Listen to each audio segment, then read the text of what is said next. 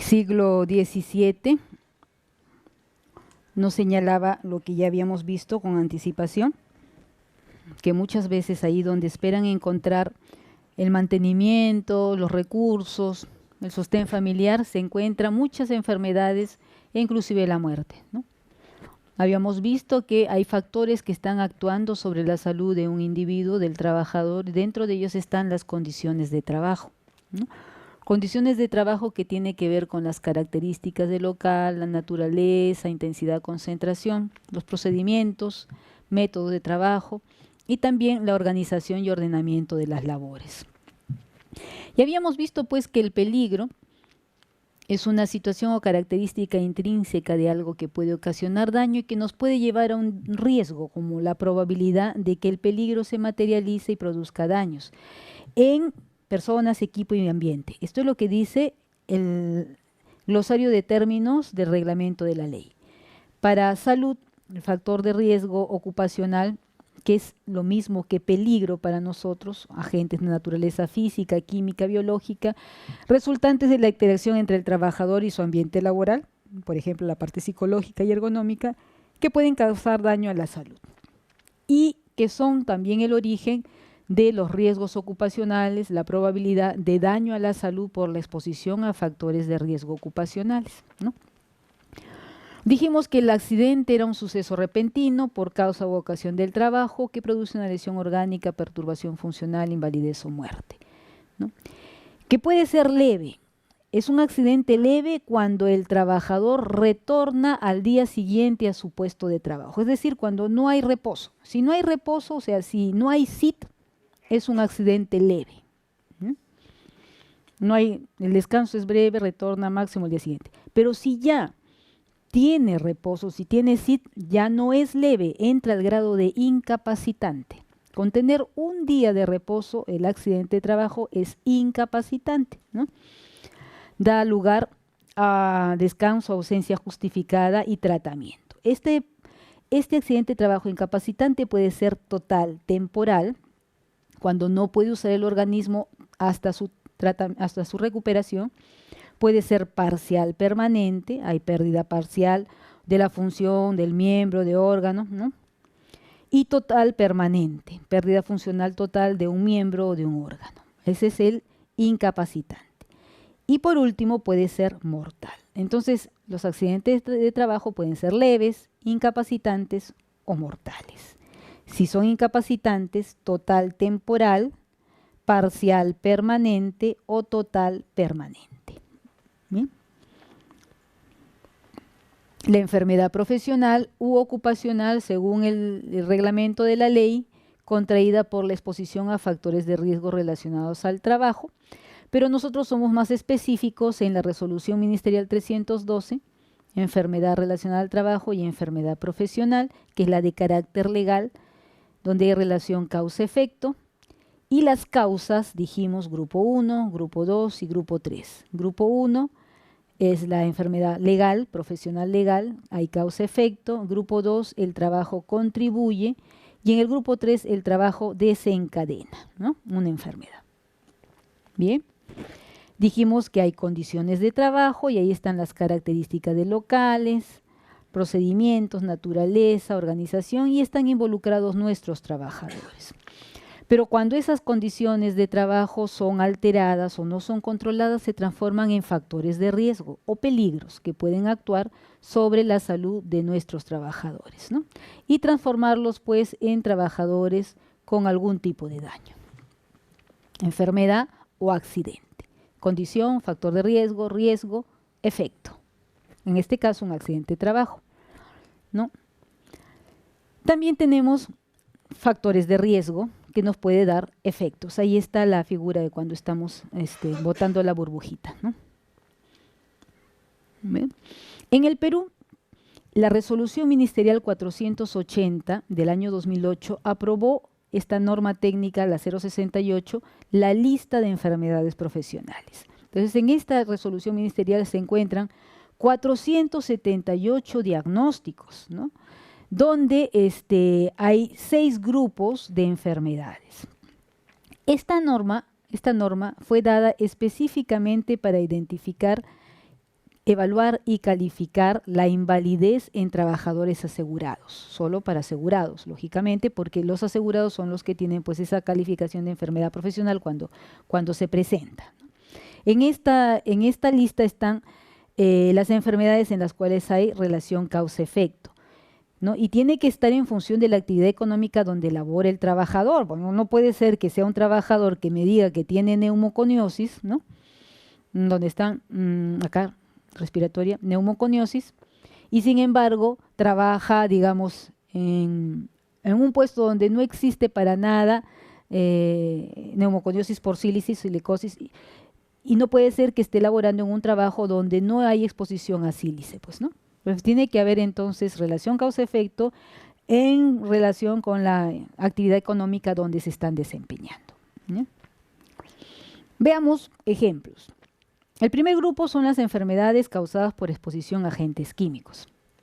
Y ahí hay pues una serie de elementos: metales, metaloides, halógenos, ácidos inorgánicos, otros ácidos orgánicos, aldehídos, alifáticos, etcétera, etcétera, etcétera. Veamos uno nada más. Ejemplos, dentro de esta misma resolución ministerial 480. Manganeso y sus compuestos, que puede producir estos síntomas y patologías, desde una bronconeumonía aguda por exposición a manganeso a síndromes psiquiátricos, ¿no? Síndromes psiquiátricos de esta índole, o síndrome neurológico tipo parkinsonismo, que también se presenta en nuestros soldadores, dermatosis de contacto. Entonces, esta norma nos da el agente, los síntomas y patologías, y qué actividades son las que principalmente se encuentran expuestas a esta sustancia, ¿no? Por ejemplo, soldadura con compuesto de manganeso. Casi todos los soldadores en el Perú utilizan varillas que tienen composición alta de manganeso. Por lo tanto, existe probabilidad de síndrome psiquiátrico en nuestros trabajadores soldadores. Existe probabilidad de síndrome de tipo parkinsonismo en nuestros trabajadores soldadores, ¿no? Dermatosis de contacto y bronconeumonía aguda. Otro ejemplo, mercurio. Uno de los trabajadores que está expuesto a mercurio es este individuo, ¿no? A mercurio y sus componentes: encefalopatía aguda, estomatitis, temblor, ataxia cerebelosa, nefritis, daño orgánico cerebral crónico, o sea, demencia, síndrome de Atkinson, dermatosis de contacto. Principales actividades, dentro de las cuales cojo nada más manipulación de sus amalgamas, ¿no? Entonces ahí tenemos a nuestros odontólogos, los técnicos de odontología, que están expuestos a esta sustancia con alta o con probabilidad de desarrollar estas patologías, ¿no? El riesgo. Agentes físicos. Y ahí dentro de los agentes físicos está la exposición a ruido, o sea, la enfermedad hipoacusia, enfermedades osteoarticulares por vibraciones, o sea, las vibraciones también están consideradas como elementos que pueden causar daño, discopatías por vibración de transmisión vertical, enfermedades por postura forzada y movimiento repetitivo que influye en bolsas, vainas, tejidos peritendinosos, etcétera, etcétera, etcétera. Enfermedades por presión de aire y agua, nuestros buzos, por ejemplo. Enfermedades por radiación ionizante. Enfermedades oftalmológicas por exposición a radiaciones ultravioletas, por energía radiante, por frío, ¿no? Entonces, enfermedades causadas por agentes físicos. Veamos un ejemplo. Agente: hipoacusia o sordera o enfermedad. Hipoacusia o sordera provocada por ruido. Síntoma: la sordera, que es bilateral, que es neurosensorial, que es simétrica, que es irreversible, ¿no? La exposición a ruido continuo mayor a 80 decibeles por 8 horas de trabajo o 40 horas a la semana. Y las diferentes actividades donde pueden encontrarse esta exposición. Dentro de ellas, algo fácil: talado y corte de árboles, los chicos del SEGAT, los jóvenes del SEGAT. ¿Dónde más? Recreación. ¿Dónde hay recreación? Discotecas, restaurantes, ¿no? Donde ponen a alto volumen. Recolección de basura, los jóvenes que están con la campanita, talán, talán, talán, talán, ¿no? Construcción, amplificación de sonido y así, ¿no? Entonces, actividades donde vamos a encontrar este tipo de trabajadores.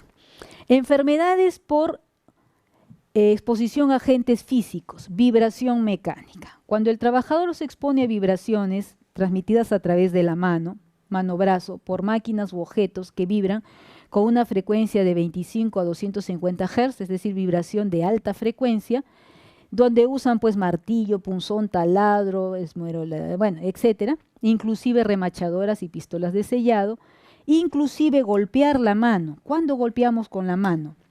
Cuando, por ejemplo, las chicas que están en las empresas esparragueras arman las cajas, ponen el espárrago, arman las cajas y cierran. Y para cerrar golpean con la mano. Cientos, miles de veces al día golpean con la mano para cerrar. O cuando estamos sellando, ¿no? Talón de la mano sobre un talón. Por lo tanto, tienen enfermedades.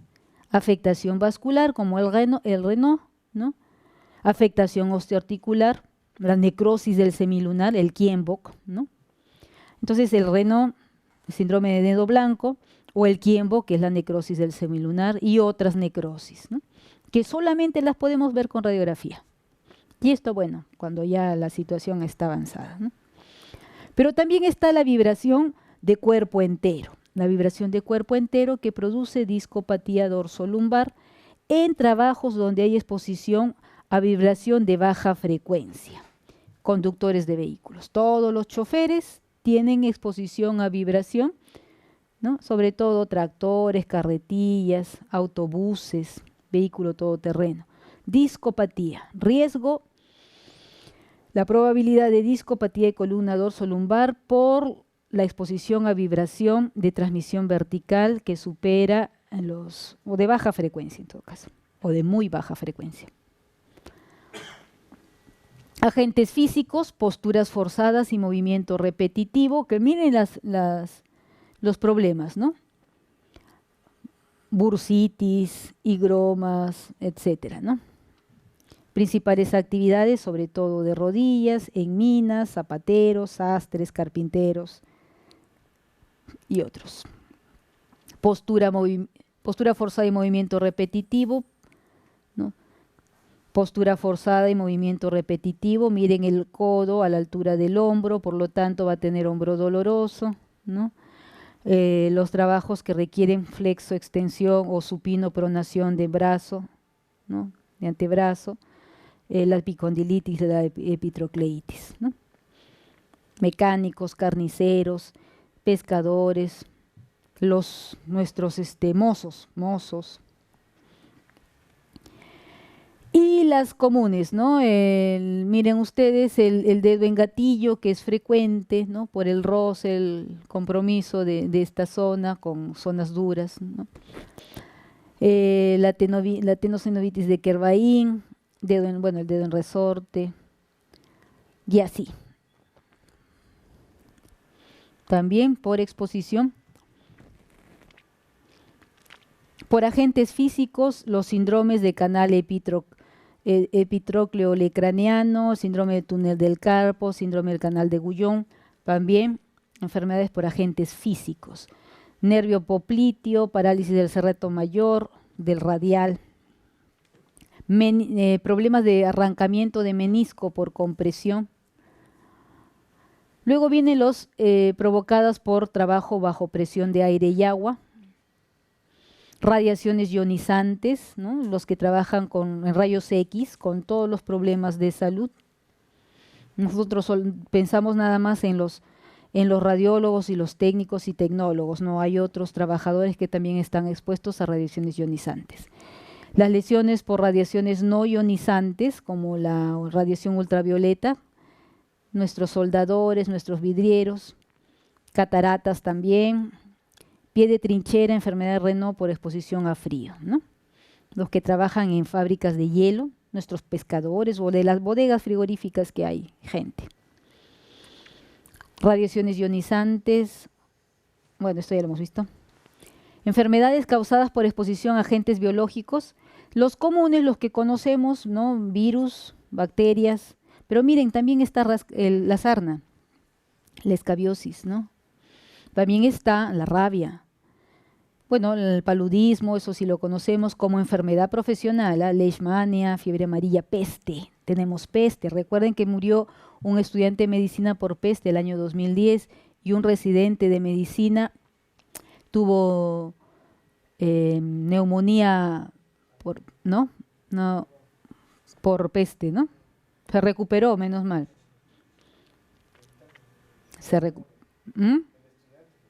Estudiante murió, lastimosamente murió, ¿no? Qué pena. Bueno, micosis, el mitiasis, ¿no?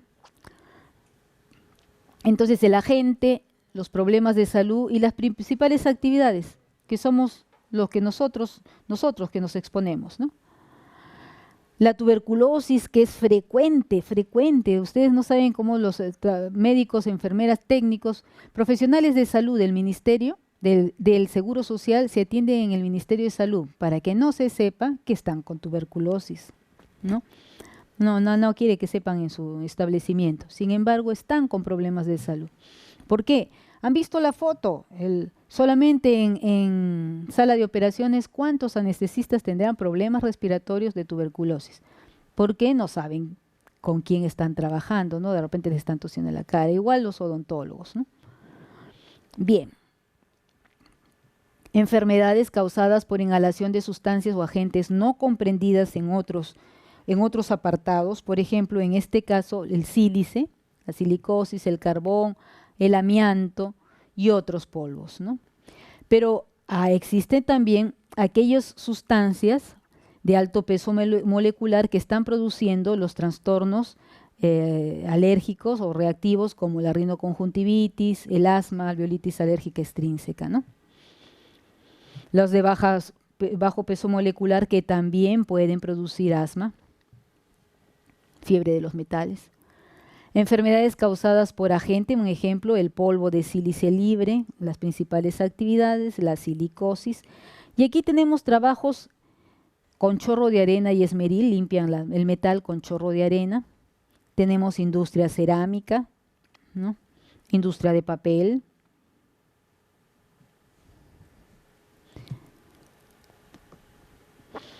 Polvo de carbón, la neumoconiosis del minero de carbón, ¿no?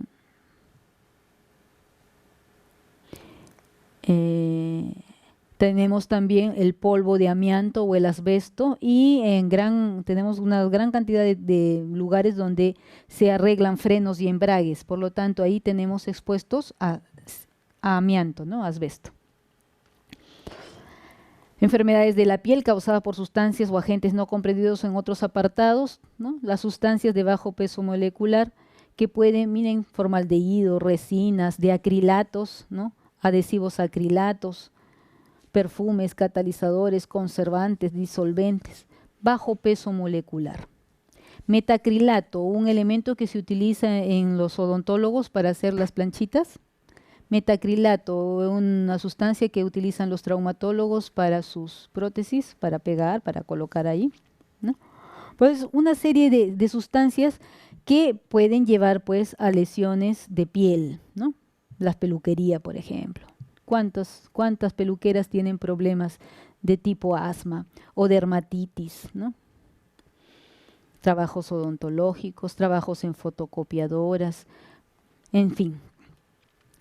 Cantidad de trabajadores expuestos, ¿no? Alto peso molecular, sustancias fotosensibilizantes, agentes infecciosos que puede producir dermatitis infecciosa y ahí estamos nuevamente nosotros. Enfermedades de tipo cáncer, ¿no? Cáncer. Las lesiones premalignas de piel por hidrocarburos alifáticos, ¿no? Para los que trabajan con hidrocarburos, cáncer epidermoide por radiación ionizante, por arsénico, neoplasia de cavidad nasal y oído medio por el polvo de madera dura, la blanda casi no produce cáncer, níquel, cromo, ¿no? Los que trabajan con cemento, neoplasia de bronquio y pulmón con amianto, arsénico, compuestos, nuevamente el níquel, mesotelioma con el amianto, leucemia con el benceno, la radiación ionizante, neoplasia de médula, y así, ¿no? Así, tomando solo algunos ejemplos, ¿no? El asbesto o amianto produce cáncer en diferentes zonas, ¿no? Bien. A ver si las vemos esta de acá.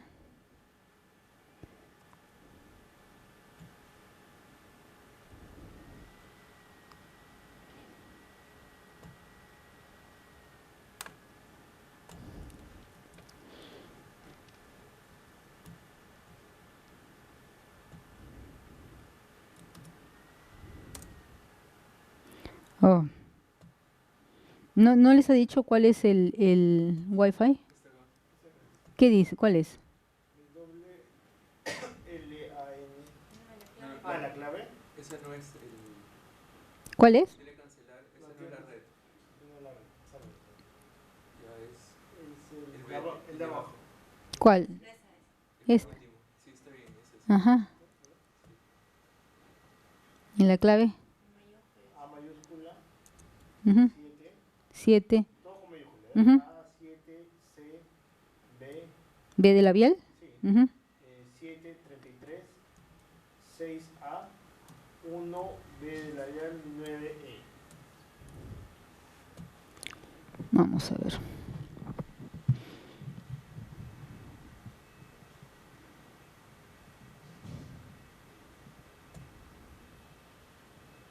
Ya está.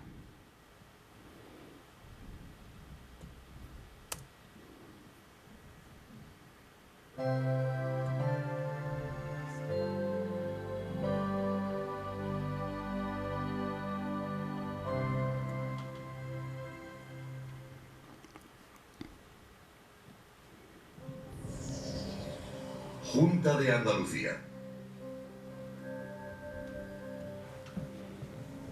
Instituto Andaluz de Prevención de Riesgos Laborales. Presenta.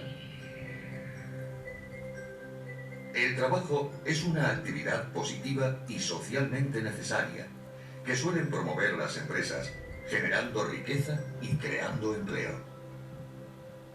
El resultado de este esfuerzo común entre trabajadores y empresarios suele verse directamente reflejado en el desarrollo económico y social de cada comunidad y en la prosperidad de sus habitantes. Cada trabajo, además, suele ser una fuente de satisfacción, tanto económica como personal. Y aunque implica la dedicación de una parte importante de nuestro tiempo, de nuestro esfuerzo, de nuestras habilidades y conocimientos, no debería afectar perjudicialmente a la calidad de nuestra salud.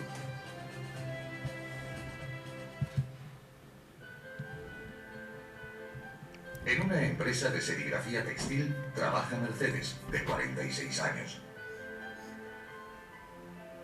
En su jornada laboral, manipula habitualmente tintas y disolventes, así como otros productos químicos que se utilizan para la estampación y el limpiado de planchas. Desde hace tiempo, con el uso de algunos productos, viene sintiendo molestias de tipo respiratorio que, en ocasiones, dificultan la ejecución normal de su actividad.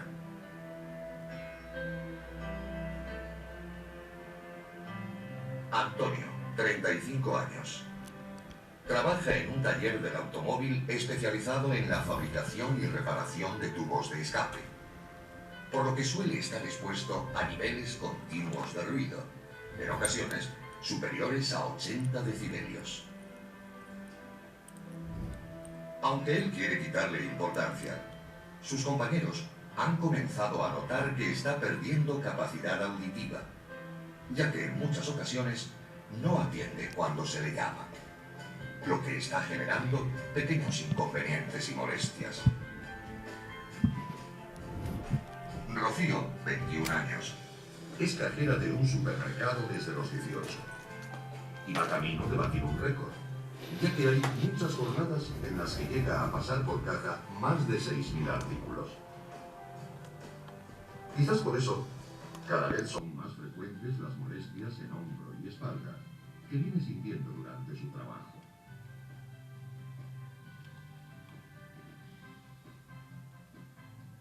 Estas tres situaciones, con protagonistas y trabajos tan diferentes, sin embargo, comparten algunos elementos en común. Los riesgos invisibles. ¿Invisibles? Prevención de patologías relacionadas con las condiciones del trabajo. Si analizamos con detenimiento estos tres casos, podemos observar que se repiten algunas circunstancias de características similares.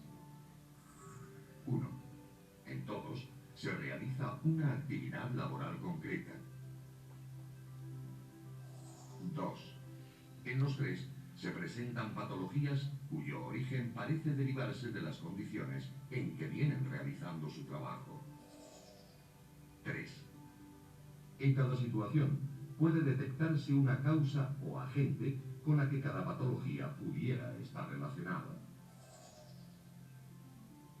Por tanto, podríamos deducir que estas tres personas presentan unos síntomas cuyos orígenes parecen estar relacionados con las condiciones en que habitualmente realizan su actividad laboral y que pueden derivar en enfermedades profesionales.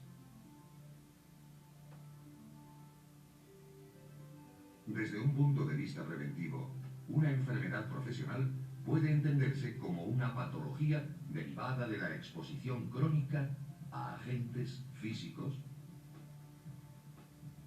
químicos o biológicos presentes en el ambiente de trabajo, que tiene como consecuencia un deterioro de la salud. Partiendo de esta idea, una enfermedad profesional no debería confundirse con un accidente laboral, ya que mientras los accidentes suelen producirse de una manera imprevista y repentina, causando un daño inmediato, las patologías relacionadas con las condiciones del trabajo normalmente suelen afectar más lentamente al organismo, viniendo a manifestarse con el paso del tiempo.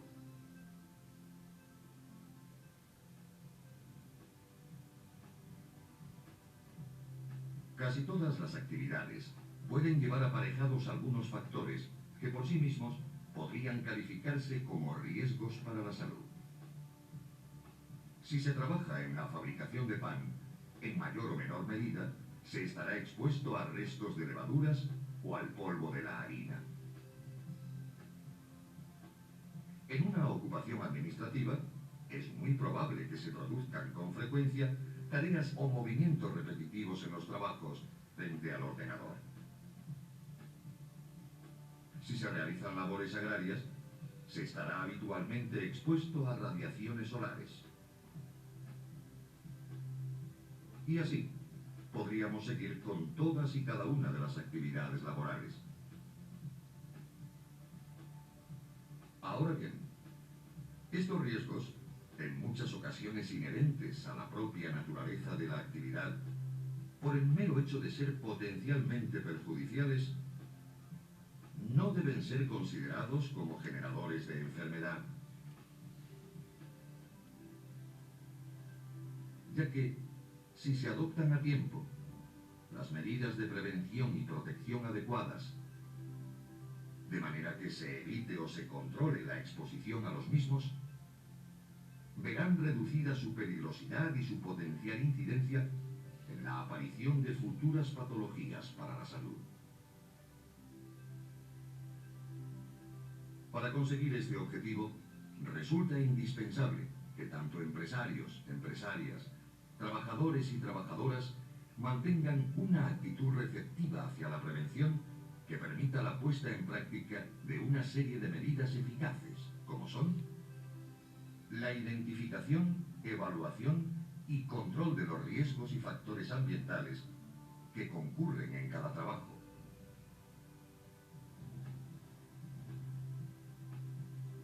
La disposición de los medios materiales necesarios para prevenirlos, automatizando las tareas o disponiendo de las medidas de protección que conlleven una menor exposición a los mismos.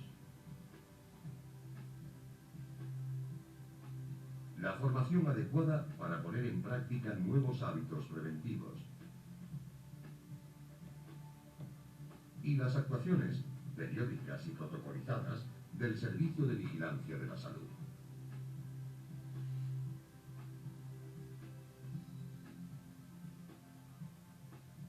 Identificación de riesgos.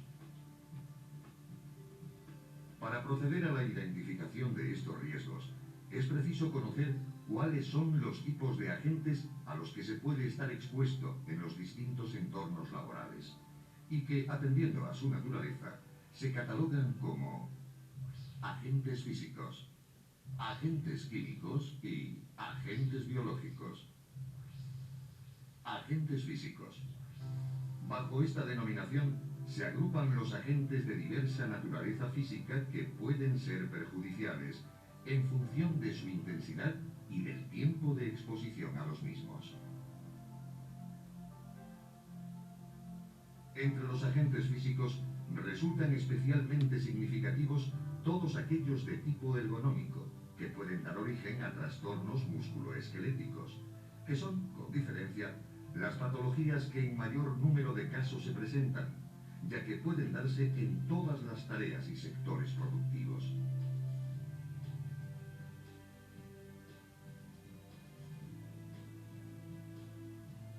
Como trastornos musculoesqueléticos, se encuadran una serie de problemas para la salud debidos a lesiones de músculos, tendones, nervios y huesos, que suelen darse principalmente por posturas inadecuadas, forzadas o movimientos repetitivos en los trabajos que pueden afectar a manos, muñecas, codos, hombros, rodillas y pies. Sobreesfuerzos y manipulación inapropiada de cargas, principales causantes de patologías dorsolumbares en espalda, cuello y miembros superiores. Y esfuerzos sostenidos de la voz o mal uso prolongado de las cuerdas vocales, que puede producir fatiga vocal, disfonías, nódulos.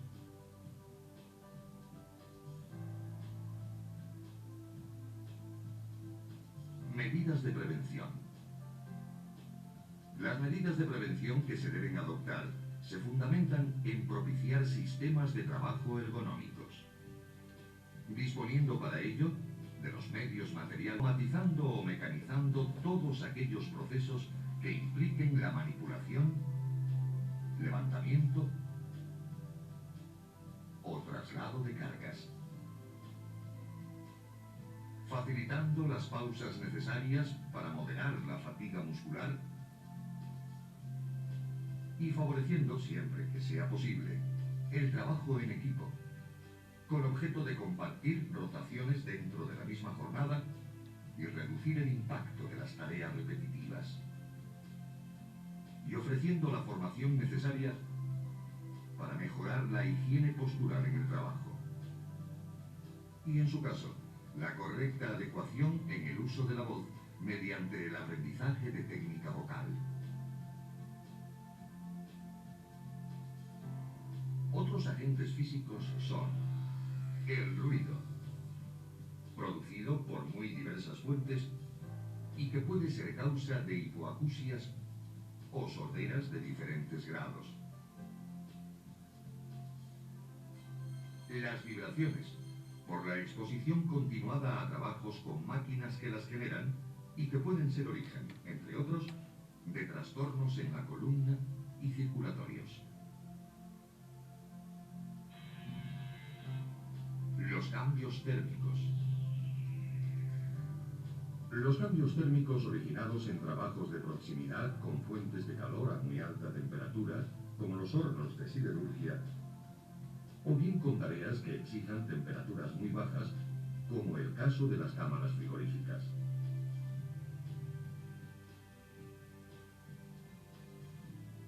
Las radiaciones. Ya sean ionizantes, por exposición a fuentes radioactivas, ultravioletas, que suelen generarse en los procesos de soldadura, o lumínicas, por exposiciones al sol de manera habitualmente prolongada o en horarios de máxima intensidad.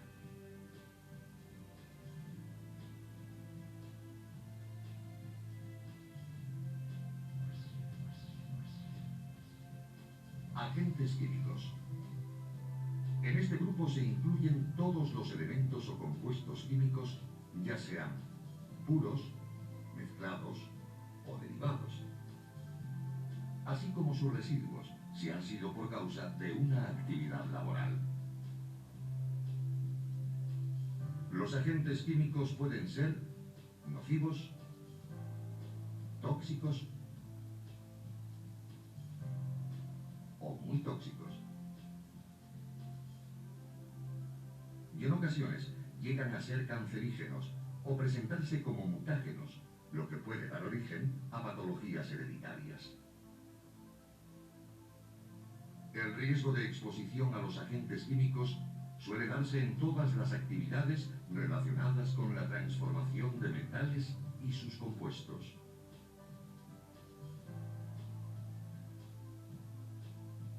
Las que pueden originar combustión incompleta de hidrocarburos, como gasolinas y combustibles derivados del petróleo,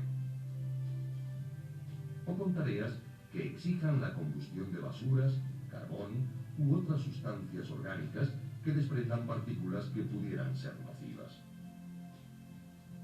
Y aquellas en las que se elabore, aplique o manipule cualquier tipo de producto o sustancia química, farmacéutica o fitosanitaria.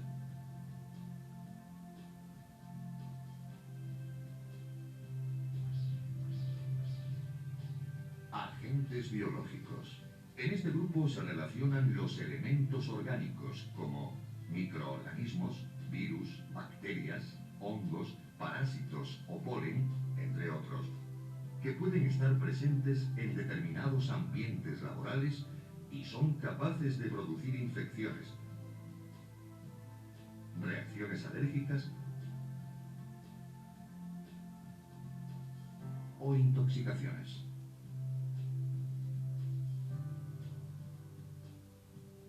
Los sectores más expuestos a sus efectos son aquellos que, por su propia actividad laboral, tienen más facilidad de entrar en contacto con estos agentes, como cualquiera de las profesiones relacionadas con el servicio público o la sanidad, tanto asistencial como de laboratorio.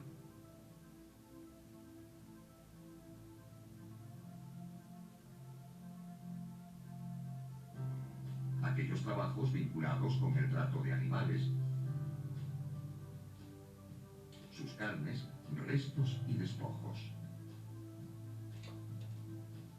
Y todas las tareas que se realicen en contacto con las plantas y el entorno natural. Evaluación y control. En todos los casos, una vez detectado cada agente presente en el entorno de trabajo, deberán evaluarse las distintas medidas de prevención y protección en función del daño que puede causar o la toxicidad potencial del agente, ya que todos no resultan igual de peligrosos para la salud.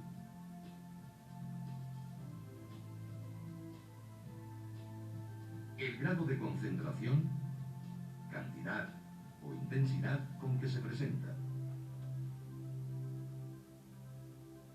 Y el tiempo de exposición o contacto con el agente durante la jornada laboral. Medidas de prevención y protección. Las medidas de prevención y protección que deben adoptarse con todos los agentes en orden a su grado de eficacia son: 1. Eliminación del riesgo. Sustituyendo desde el principio y siempre que se pueda los riesgos y factores ambientales que concurren en cada trabajo, de manera que pudiendo conseguir el mismo beneficio productivo, el trabajo entrañe poco o ningún riesgo.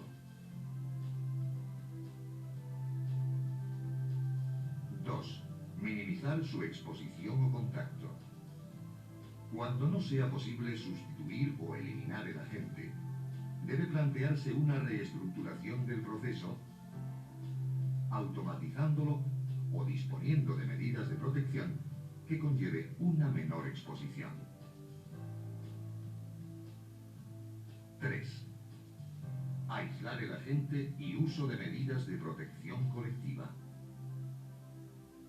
Siempre que sea factible, se debe confinar el agente y poner en práctica todo tipo de medidas tendentes a la protección colectiva, de manera que incida sobre el menor número de personas posible. 4. Utilización de equipos de protección individual.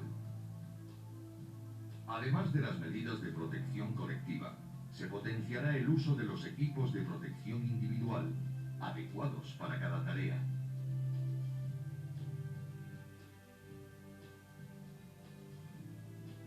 5. Higiene personal.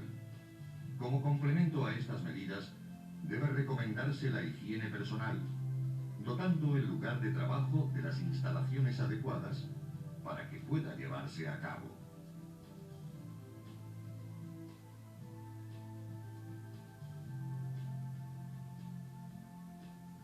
Formación. Es importante complementar todas las medidas de prevención y protección en las empresas mediante un sistema de formación e información preventiva continua.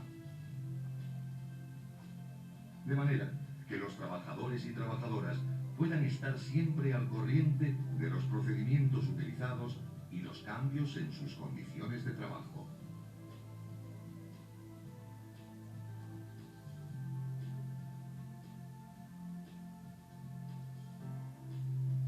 Vigilancia de la salud, una pieza imprescindible para la prevención. La Ley de Prevención de Riesgos Laborales, en su artículo 22, dispone que el empresario deberá garantizar a sus trabajadores y trabajadoras la vigilancia periódica de su estado de salud en función de los riesgos inherentes al trabajo.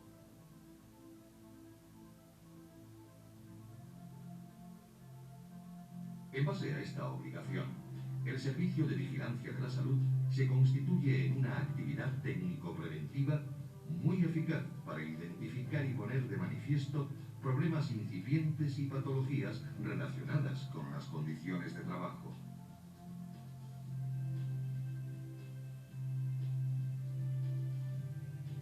Habitualmente, la vigilancia de la salud suele confundirse con la realización de un chequeo médico de carácter general, cuando consiste en una serie de pruebas protocolizadas, adecuadas específicamente a los riesgos potenciales a los que pueden estar expuestos los trabajadores y trabajadoras en función de su puesto y condiciones laborales.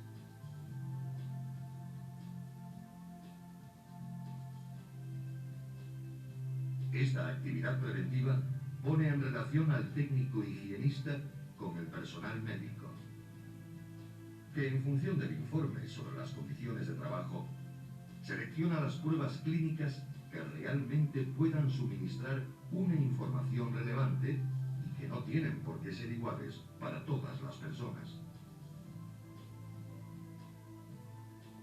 Así pues, el Servicio de Vigilancia de la Salud resulta una pieza imprescindible para la prevención, ya que permite la recogida sistemática de datos que pueden ayudar a identificar y advertir de los posibles riesgos a los que pudiera estar expuesto el colectivo laboral de una empresa.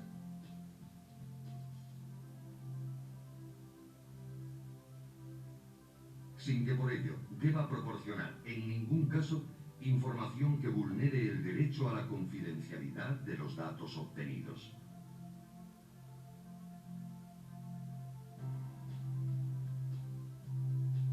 Planificar las acciones preventivas estableciendo prioridades de actuación dentro de las empresas.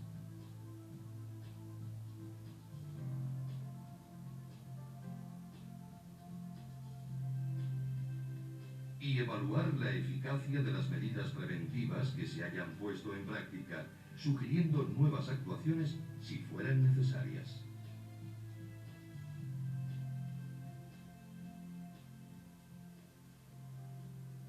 Conocer los riesgos derivados de las condiciones de trabajo y actuar para disminuir la incidencia de las patologías derivadas de las mismas debe ser un compromiso de todos. Empresas, trabajadores y trabajadoras, instituciones que interactúan en este ámbito y, en definitiva, de la sociedad en general. Por este motivo, debemos considerar imprescindible la divulgación y promoción de la cultura preventiva en todos los estamentos sociales y potenciarla desde la propia educación primaria, para que la prevención deje de ser una opción y se convierta en un hábito. Porque mejorando las condiciones de trabajo en beneficio de la salud, todos saldremos ganando.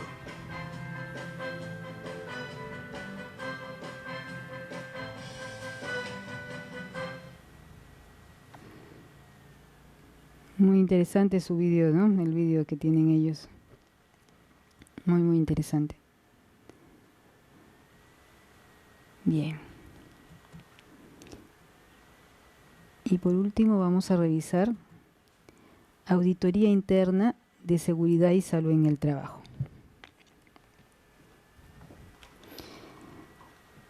Esta parte es la que ustedes van a manejar.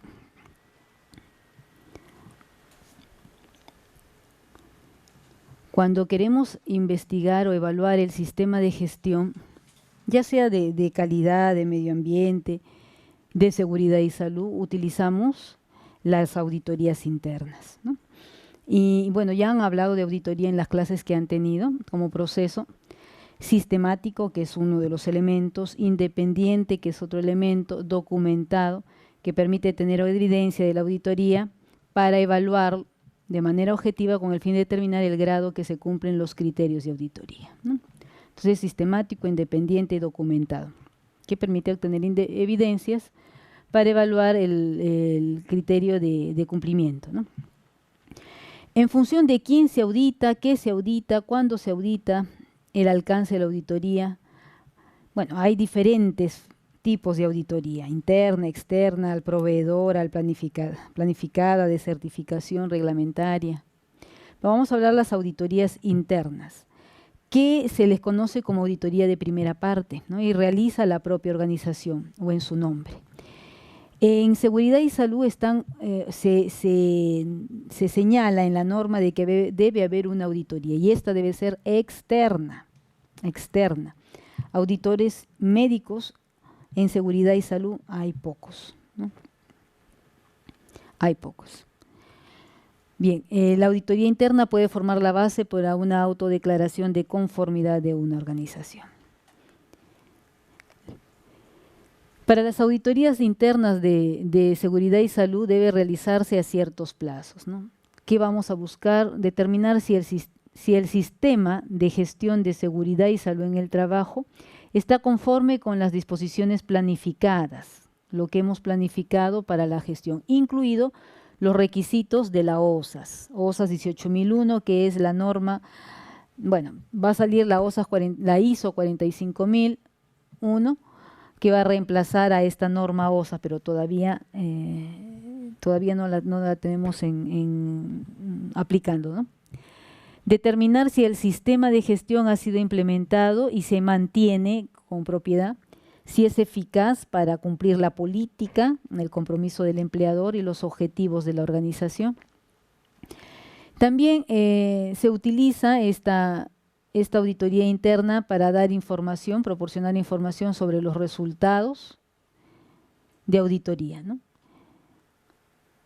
¿Ves? Este programa, porque es como programa que se exige en el sistema de gestión, debe ser planificado, establecido, implementado y mantenido por la organización, ¿no? Procedimientos de auditoría.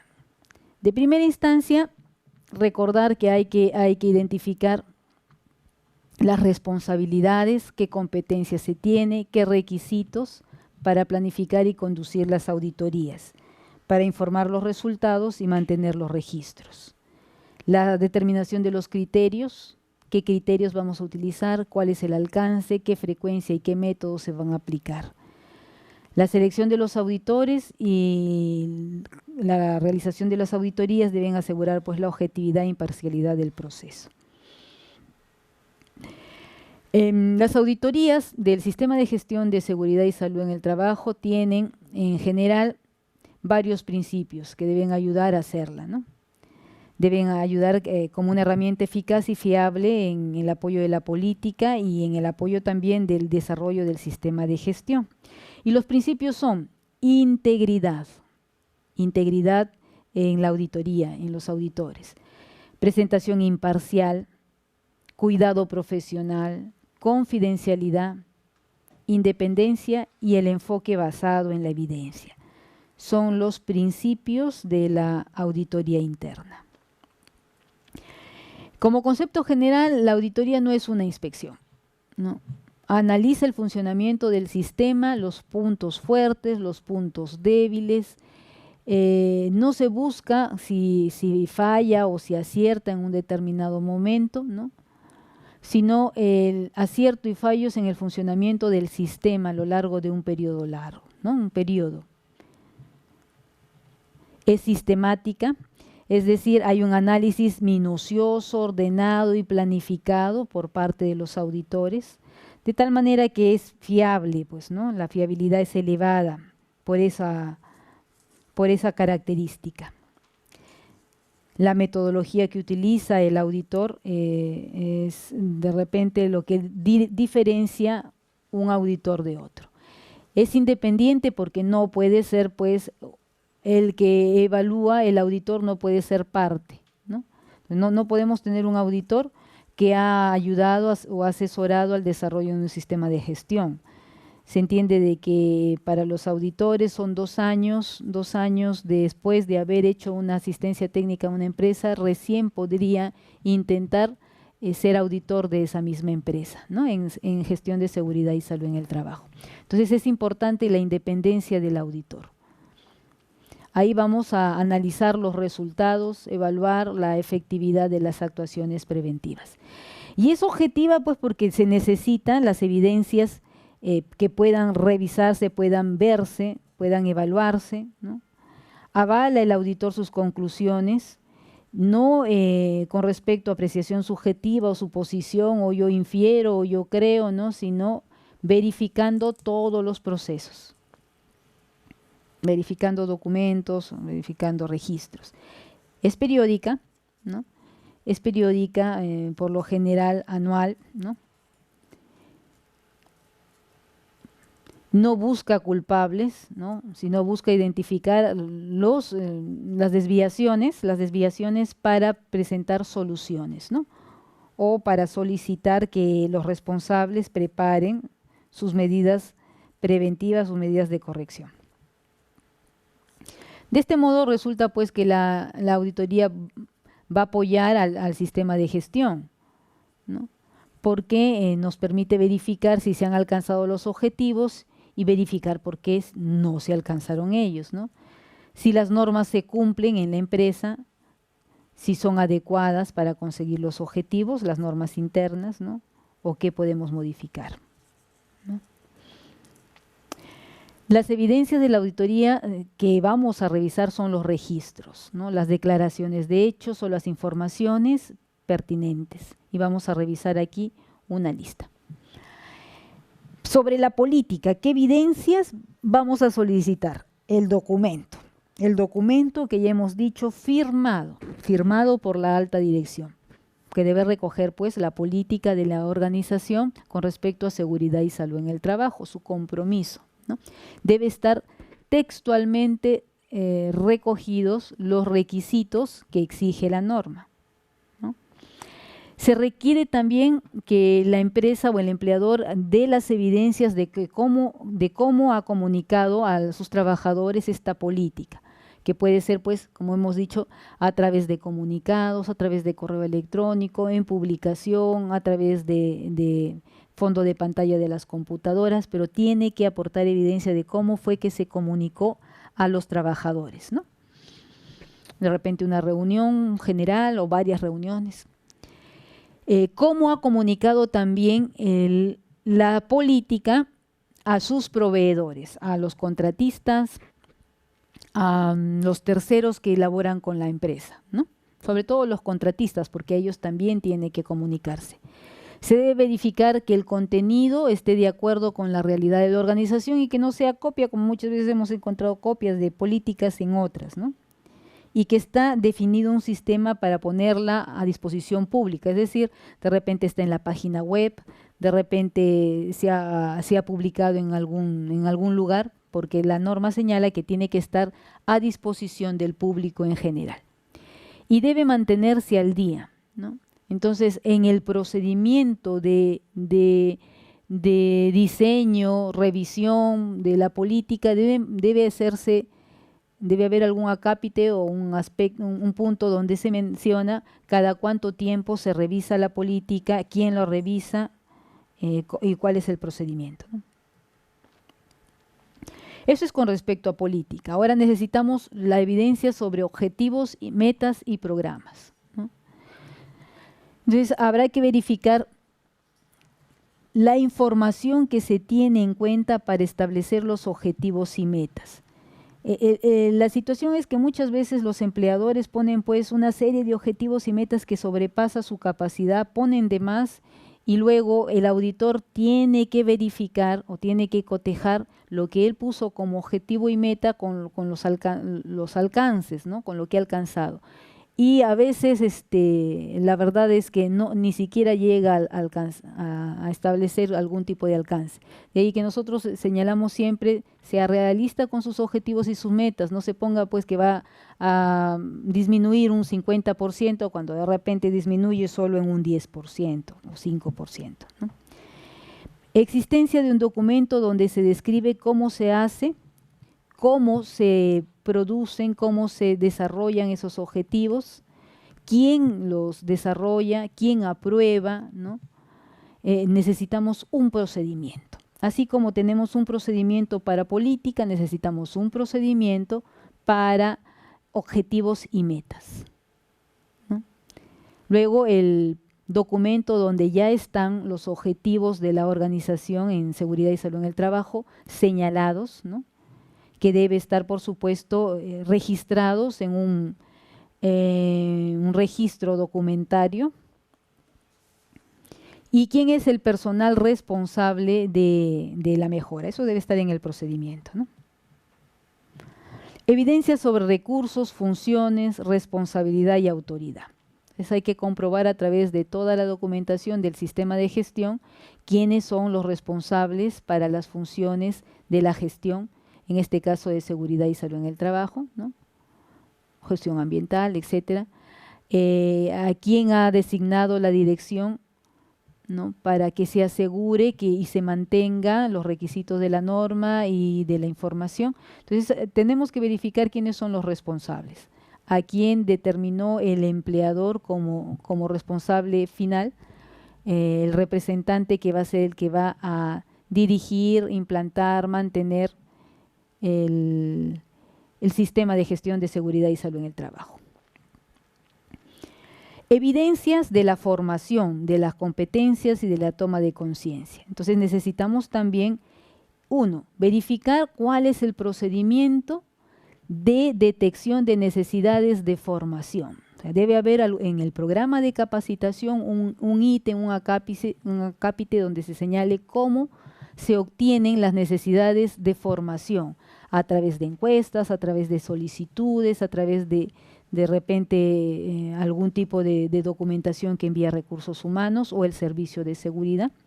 Luego, verificar que el plan anual de formación o de capacitación contempla todas esas necesidades detectadas en la primera metodología, ¿no? Luego, verificar los registros de la capacitación que ha sido programada, ¿no? De la planificación, los registros de cada una de las capacitaciones, y verificar, ¿no? A través de entrevistas con los trabajadores la eficacia de la formación, ¿no? Entonces, si el doctor, por ejemplo, se ha programado después de haber definido que se requiere una capacitación de bioseguridad, verificar que se encuentre en el plan anual, verificar que lo han capacitado y luego de repente podrán, si es que consideran bien, le hacen una entrevista para ver la eficacia, ¿no? Claro que también van a ver los indicadores, si hay indicadores de cobertura, bueno, etcétera, y van a hacerle probablemente una entrevista. Evidencia sobre la comunicación, esto es otro aspecto. Hay un programa, ¿no?, de comunicación, participación y consulta, porque se necesita saber, uno, si existe el procedimiento donde se define cómo existe la comunicación, cómo se desarrolla la comunicación en la empresa, en forma vertical, en forma horizontal, y de la empresa hacia afuera y de afuera hacia adentro. Entonces, procedimientos donde se define la sistemática y la responsabilidad de las comunicaciones. Porque si no hay una buena comunicación puede pasarse problemas como peligros, factores de riesgo y producir daño más adelante, ¿no? Verificar la eficacia de esas comunicaciones, no solo el procedimiento, sino si es eficaz, ¿no?, sobre todo de forma horizontal, con los compañeros, con las jefaturas también, ¿no? Verificar si hay registro de comunicaciones internas, ¿no?, algún tipo de comunicación de la jefatura a sus trabajadores. Es decir, vamos a verificar que el procedimiento se cumple, ¿no? Y si se ha designado a un representante de los trabajadores, puede ser miembro del comité, ¿no?, para el desarrollo de este procedimiento. Evidencia sobre la documentación. En la auditoría también se van a pedir que se verifique la documentación que describe los elementos fundamentales del sistema de gestión, ¿no? La visión, la misión, el plan anual, cómo interacciona con entre los diferentes elementos, toda la trazabilidad de la documentación, ¿no? El origen de los documentos, quién los hace, con qué matriz, con qué formatos, la trazabilidad, a dónde va, de dónde viene, cuándo se resguarda, cuándo se elimina, ¿no? Tiene que estar bien establecido en un procedimiento y es necesario verificar que existe. Y los registros, ¿no?, los registros de la documentación, ¿no? A quién se le ha alcanzado, si tiene firma, bueno, sobre todo los registros firmados. Evidencia sobre el IPER, identificación de peligros, la evaluación de riesgos y los controles, ¿no? Entonces, del IPER tiene que estar definido y documentado el programa de IPER, el procedimiento, ¿no?, la forma de identificar los peligros y evaluar los riesgos, procedimiento, ¿no? Verificar si en el momento que se establecieron los objetivos se tomaron en cuenta los riesgos significativos identificados en el IPER. Es decir, si estos resultados han sido aplicados, ya sea para identificar o establecer objetivos, ¿no?, ya sea también para los exámenes médicos, etcétera, ¿no? Bueno, todo lo que significa el IPER implica pues qué criterios se han utilizado, qué metodología se ha utilizado, ¿no?, y los criterios que ayudan a identificar la peligrosidad de los diferentes riesgos. Evidencia sobre requisitos legales y otros requisitos. Es otro aspecto que tiene que presentar el empleador al auditor de seguridad y salud, ¿no? Entonces, se necesita no solo decir, bueno, yo me baso en la resolución ministerial 302, en la ley 29783, no solo eso, sino cómo actualiza la normativa que le corresponde. Y eso implica que debe tener un procedimiento donde se actualiza la legislación. En muchas empresas su asesor legal, las empresas dedicadas a la asesoría legal, ¿no?, los consultorios legales, envían información diaria, mensual, semanal sobre la legislación laboral y en seguridad y salud del trabajo al empleador, ¿no? Le envían con regularidad. En otras que no tienen asesor legal, se inscriben a través del sistema por internet algunos grupos legales, ¿no?, que también actualizan al empleador sobre la normativa que va saliendo, ¿no? Al mismo tiempo, la organización debe identificar de toda norma qué le aplica, qué artículo, qué aspecto le está aplicando, ¿no? Y por supuesto verificar en el procedimiento, porque todo es un procedimiento, el cumplimiento legal de aquello que está identificando, ¿no? En cuanto a las evidencias sobre control operacional, bueno, aquí básicamente se tiene que ver si hay criterios para controles de los factores de riesgo significativos, ¿no? Instrucciones que permitan pues el cumplimiento de la normativa y en general verificación del cumplimiento de los controles operacionales. Evidencia de los planes de emergencia y la capacidad de respuesta, que se pide la evidencia de que tienen un plan de emergencia, el documento completo, donde se señala quiénes son los responsables, cuál es el objetivo, metas, los recursos, donde se verifica los registros de los accidentes, ¿no? La respuesta de los aspectos potencialmente identificados en el IPER, ¿no? De repente probabilidad de incendio, probabilidad de maremoto, de terremotos, etcétera, y cuáles son los diferentes programas que se van a aplicar.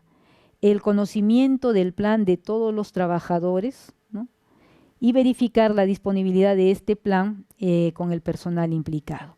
Yo he visto algunos auditores que preguntan a los trabajadores cuántos minutos tardan en evacuar su empresa, ¿no? O sea, preguntan de aquí afuera, cuando hay un terremoto, cuánto tiempo demora, y tienen que saber.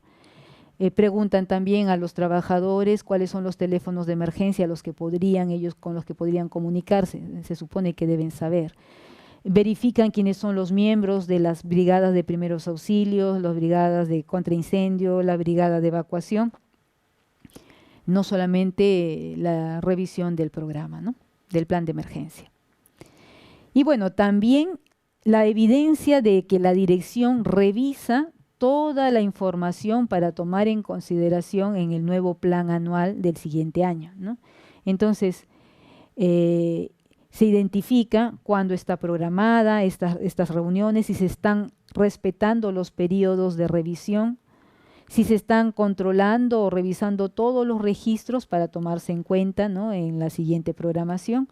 Las actas de revisión, cuántas están firmadas, si están colocados ahí todos los puntos exigidos, ¿no?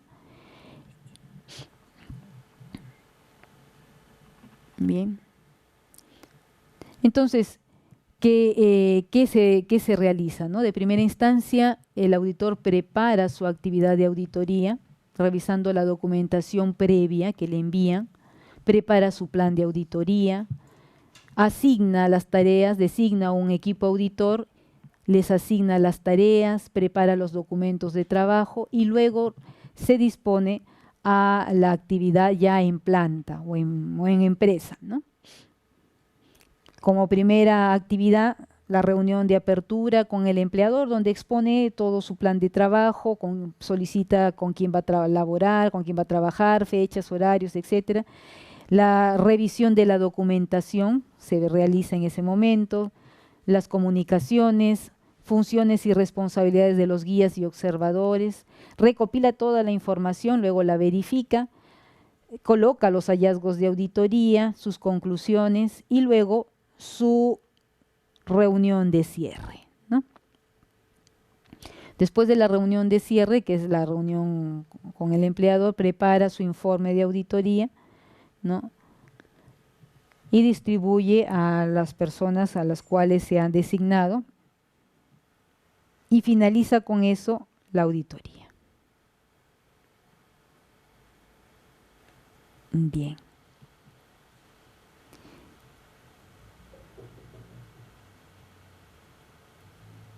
Esta es entonces la auditoría interna de seguridad y salud en el trabajo. que está empezando en julio del año 2017. A partir del próximo año empiezan las auditorías en seguridad y salud en el trabajo. Auditores, médicos en salud y seguridad en el trabajo, me parece que hay muy poquitos, ¿no? En la libertad debe haber 1 o 2, no hay más. Así que sería bueno que se preparen, pues, ¿no? Porque como ya empiezan las auditorías, tendrán que llamar. De inicio probablemente como junior, como acompañante, y después ya de repente pueden salir, dependiendo del número de empresas evaluadas, de la experiencia que tienen, comienzan ya a hacerse cargo de auditorías. Supongo que después de unas 10 auditorías, me parece que 2, no, hasta 4 auditorías como junior y luego ya pueden pasar a senior, ¿no? ¿Preguntas?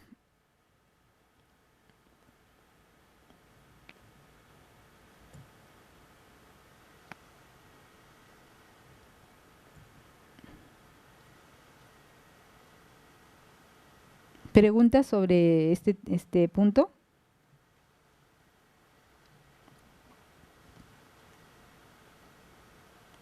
Bien. Ahora ustedes estaban señalando de que tienen por la tarde una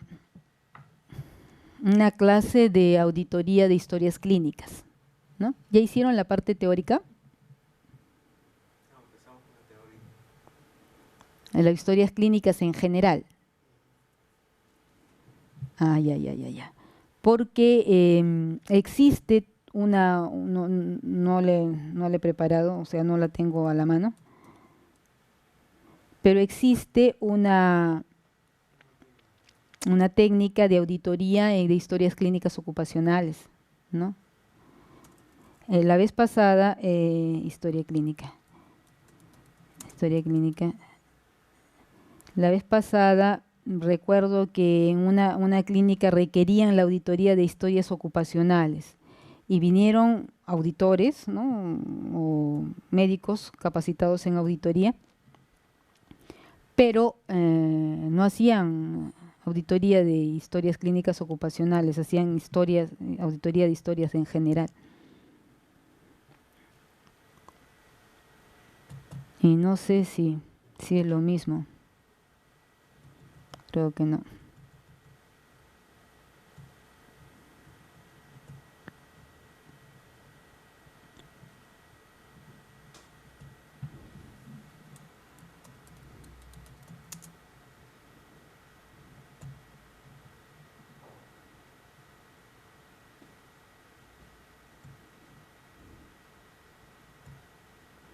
No la tengo acá.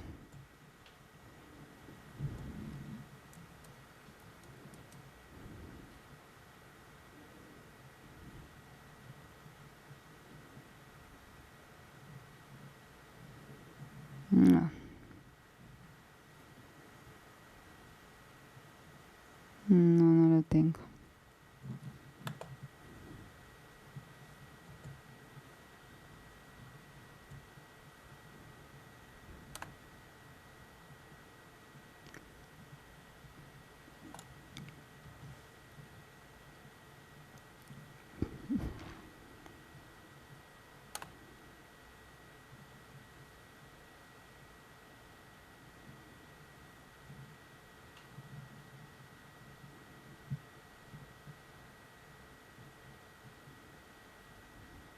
No está. Acá. Historia laboral, ojalá que sea esta.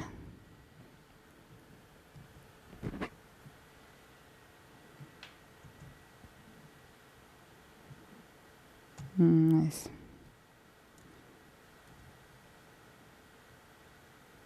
Ya. Solamente, este no es mío, este es de un médico español, pero que sí nos puede ayudar.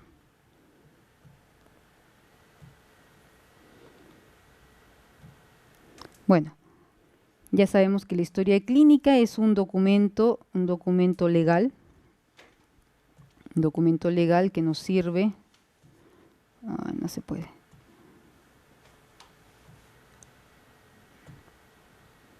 Documento único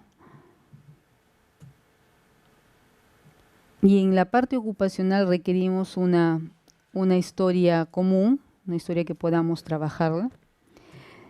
Entonces, es en el año 2012 que el doctor Tejedor nos presentó un documento, una forma de evaluar la historia ocupacional, ¿no? Nos permite hacer la trazabilidad, la homogeneidad y nos dio criterios de calidad. Miren estos criterios de calidad. Por supuesto que si vamos al documento de Tejedor, tiene varios elementos que habría que revisar. Cada uno de estos puntos se revisa con detalle, ¿no? Con detalle, los revisa con detalle. Uno de ellos, el primero dice, se inicia y se mantiene una historia clínica laboral para cada trabajador y es parte de la vigilancia.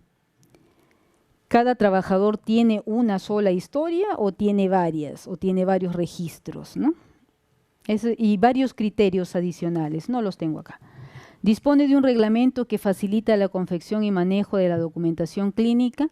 Entonces, otro elemento para auditar es si hay un reglamento de confección y manejo de las historias clínicas en la entidad que se está evaluando.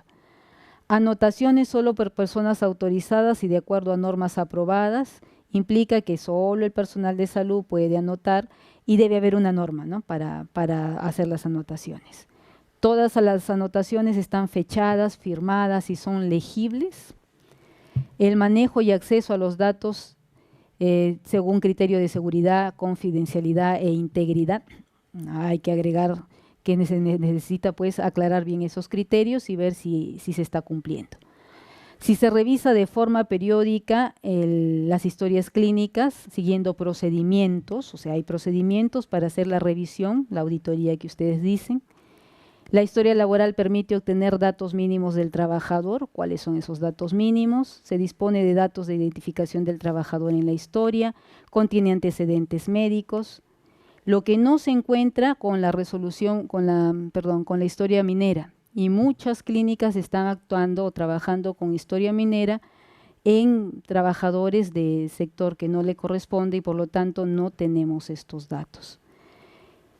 Información sobre hábitos personales e inmunizaciones, muchas veces en la historia no está.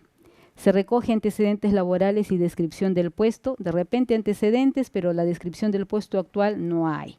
Resultados de reconocimientos médicos, por lo general están, recoge los datos sobre contingencias sufridas por el trabajador, accidentes, enfermedades previos. Contiene información sobre las consultas efectuadas por el trabajador. Entonces, 14 ítems, ¿no? 14 ítems. Bueno, no está acá. Tejedor, vamos a buscarlo a Tejedor.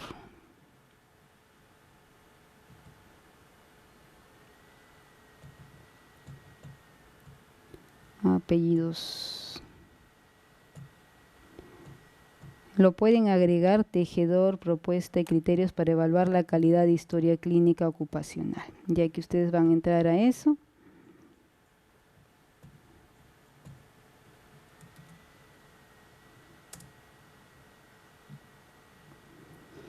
Acá está, propuesta para evaluar la calidad de la historia clínica ocupacional. Bien, esta es la propuesta del doctor Tejedor y que no lo ha presentado recientemente, sino buen tiempo atrás, ¿no? Está desarrollada en este documento. Cada criterio tiene sus requisitos. Como ven, un criterio tiene sus requisitos, cada requerimiento, y cada requerimiento, si no me equivoco, tiene su escala de valoración. Criterio 1 tiene una escala de valoración, tiene varios ítems a ser revisados, ¿no? Está muy, muy interesante y permite, pues, de repente introducirse a la evaluación y auditoría de las historias clínicas ocupacionales, ¿no? 14 criterios con objetivos, con escala de valoración y también con, bueno, criterio con sus requerimientos, con sus objetivos. Por ejemplo, acá, criterio 13. Las historias clínicas laborales recogen datos referentes a las contingencias profesionales y no profesionales sufridas por el trabajador. Requerimiento. Accidente de trabajo. Si es accidente de trabajo, tiene que estar la fecha, el día, la hora de trabajo y del accidente, causa, duración de la baja, diagnóstico de lesión y secuelas. Si son enfermedades profesionales, tiempo de exposición a riesgo, diagnóstico, duración del reposo y secuelas. Si son por enfermedades o accidentes no laborales, motivo y duración. Si son alteraciones de la salud que no han motivado baja también. El objetivo, bueno, el registro de las contingencias constituye una fuente de información básica para desarrollar una política de protección que minimice los riesgos a los que el trabajador está expuesto. Se valora de esta manera. Escala 5, cuando el 95% de las historias tiene detallado todo lo que hemos mencionado en los últimos 5 años. Y va bajando, ¿no? 4, 3, 2, 1. 1 no registra la totalidad de los pacientes y enfermedades profesionales sufridas por el trabajador. Y se verifica evaluando una muestra aleatoria de las historias clínicas para verificar el registro de contingencias. Por supuesto que aquí señala que semanalmente debe hacerse este análisis con el 10% de todas las historias atendidas o realizadas en ese periodo, ¿no? Eso se encuentra en la parte superior.